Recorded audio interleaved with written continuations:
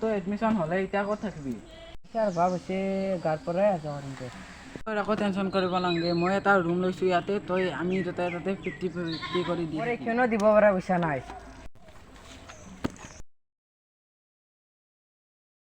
তাতো কৈ থৈ ৰ।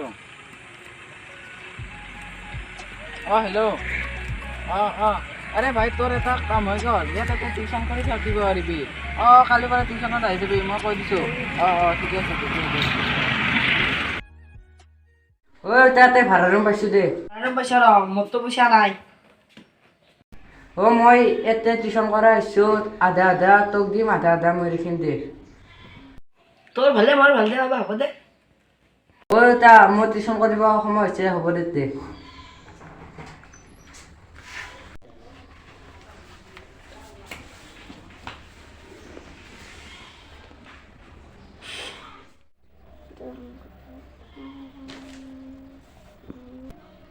দেউতা টিউচন চাৰিছি এখন খেল লেচোন।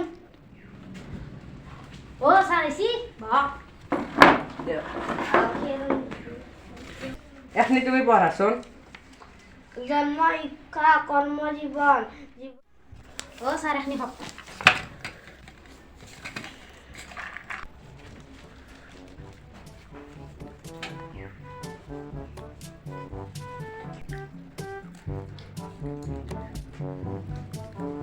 যাবৰ সময় হৈছে ভাইটি, দেউতাৰে ক'বা মই যাম।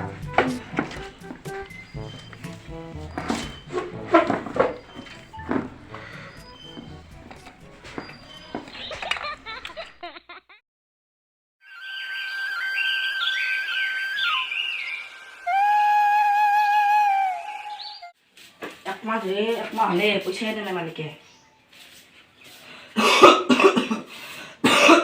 বাবাকে তামোল কৰি ল কিবা কৰিছে।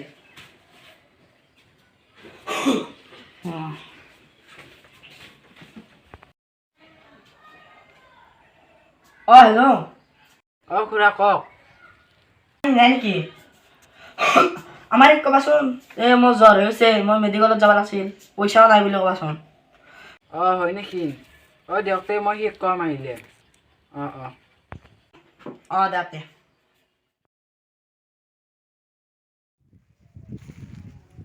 ভাই তোৰ পৰা পাৰো দে। হয় নেকি? আজি আমাৰ ঘৰত পইচা পাইছে দে। আধা দেউতাক দিম আৰু আধা মই ৰাখিম। কিন্তু ভাই এটা কথা হ'ল নহয়, কি তোৰ দেউতাৰৰ বেমাৰ, কিন্তু তই সেইবোৰ টেনশ্যন কৰি থাকিব নালাগে। মই দেউতাৰ ওচৰত যাই কিনে মই চব যোগাৰ কৰি থৈ আহিছোঁ, কেৱল তই